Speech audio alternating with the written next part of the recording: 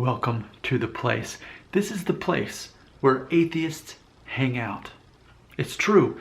This is a place where atheists can faithfully type in atheist into YouTube, sort by name, and get this guy. And yes, it's ironic because this guy's not an atheist.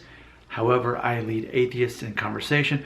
Someone has recently said in the comment section, saying, man, Nick, these videos are getting easily over 100 views, if not much more than that. That's the equivalent of teaching a college class. And yet I'm not teaching anything. All we're really doing is examining the collective culture of atheists. This is never a debate about whether God is real or not. That would be #yawn. No one cares about that. We can't prove God exists or cannot. That would be boring. If we could, would there be atheists? Would there be Christians? Would we not all be believers if it were that simple as proving God is not real or proving God is real? With that being said, let's have a fun conversation. I think this is relevant. I made a video recently, and this video was called American Atheist Culture, the 7 C's as observed by an outsider.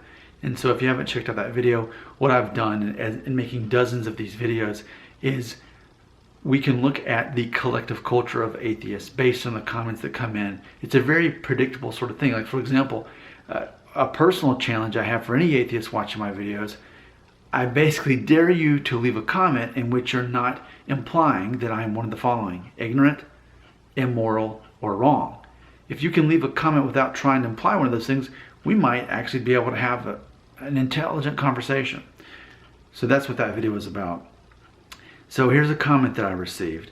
And this is just confusing, actually. This doesn't really make sense. The reason I make this video is for atheists watching to say, hey, can you relate to this atheist that left this comment? Do you claim this guy as part of your collective culture? Or do you say, you know what, as an atheist, I don't agree with this statement? Here it is.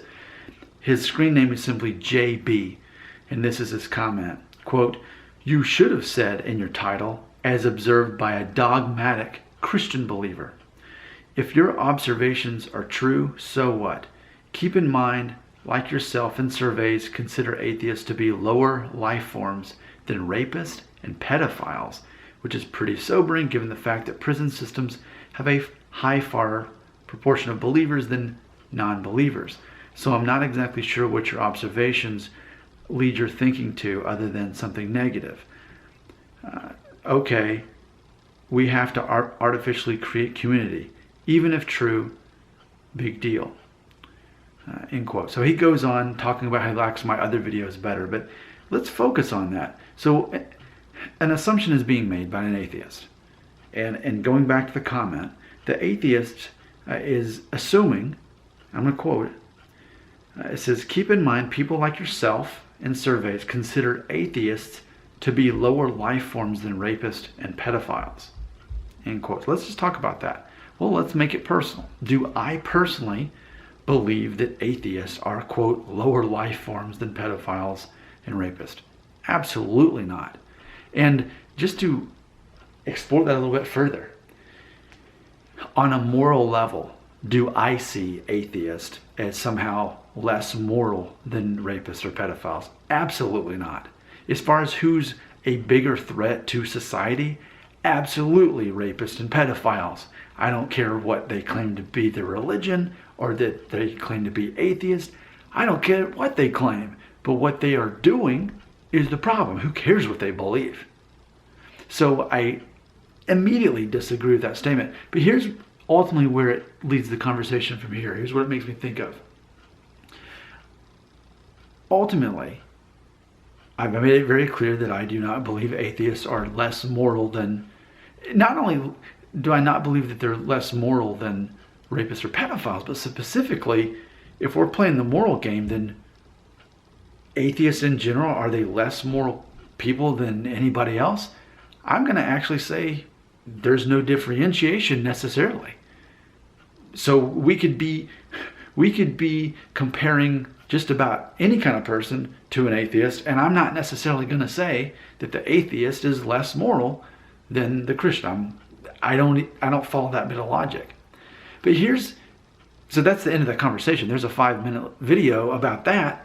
Okay, done. There's nothing left to say. But specifically, I say, let's take this to the next level. Let's take it a step further. I feel like what's being implied in that is that if there are people that see, if there are Christians that see atheist as immediately immoral, much more immoral compared to pedophiles and rapists, if that were the case, if that were the truth, then specifically, fundamentally, what's being implied is that ultimately atheists are that much more of a threat to the world, and maybe even specifically to Christianity somehow. So let's explore that. My ultimate question is this: are atheists a threat to Christianity? See, that's the interesting statement. That's where it gets interesting. So do I feel that atheists collectively and or individually are serving any kind of threat to Christianity? And my immediate answer is no, not at all. That is not something that crosses my mind. I am not at all worried that atheists are going to make Christians stop being Christians, or even that atheists are going to keep people who already are not Christians from becoming Christians. I don't see the connection there at all. When I look at the Bible and I look at atheists in the Bible, and I'm going to say this, and I know that atheists have heard this so many times. When I think of atheists in the Bible, what I think of is the verse where it says, basically, only the fool says that there is no God.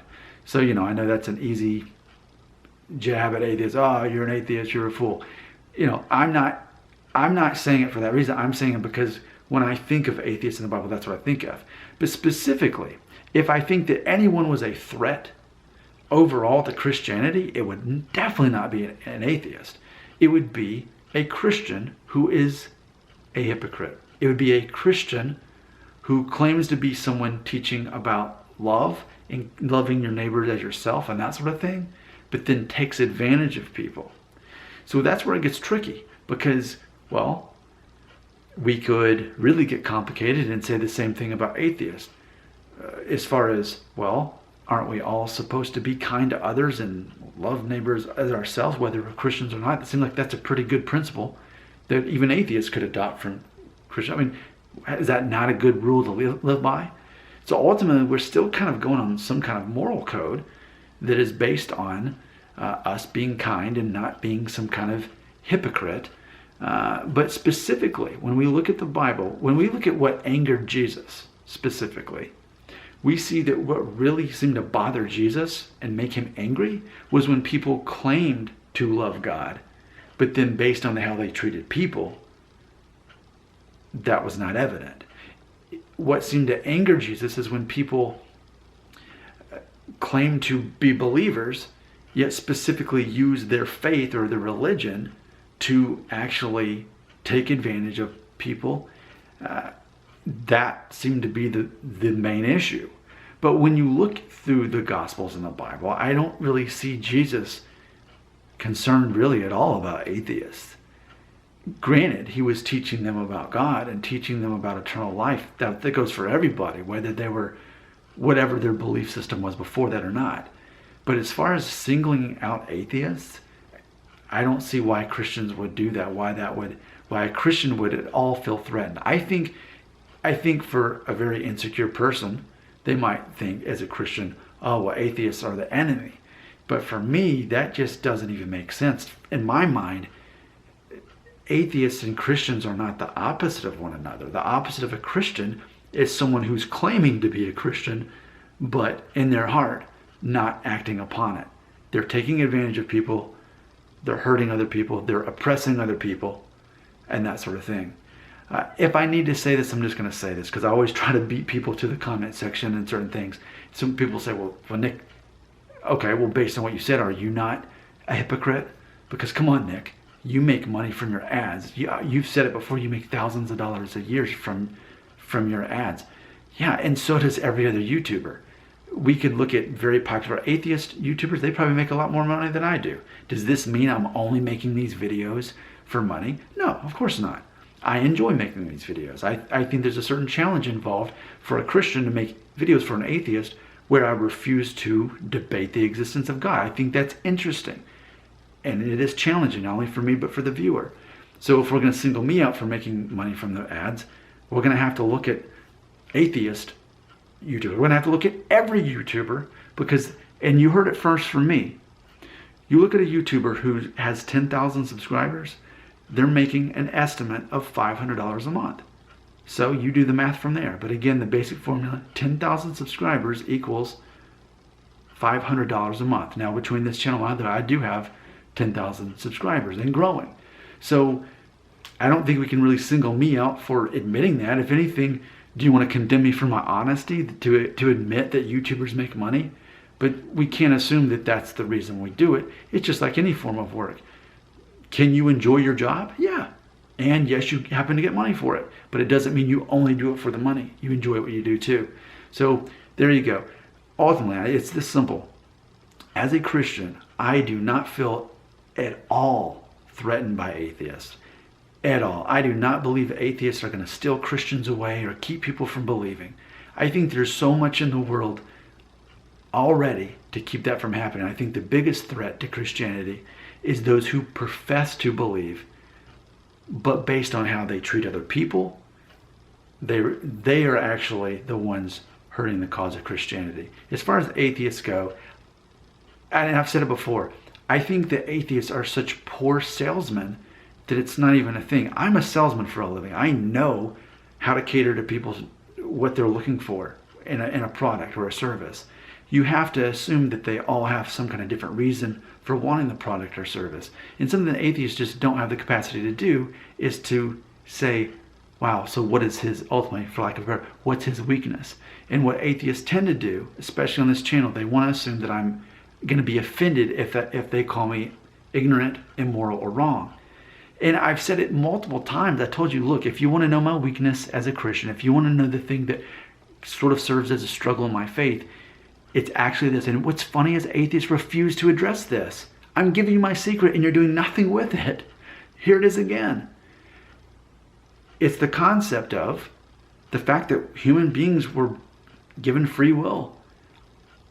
In an ideal world, I wish that we didn't have free will. I wish that the world was created in which we didn't have the ability to make wrong decisions that would hurt other people or ourselves.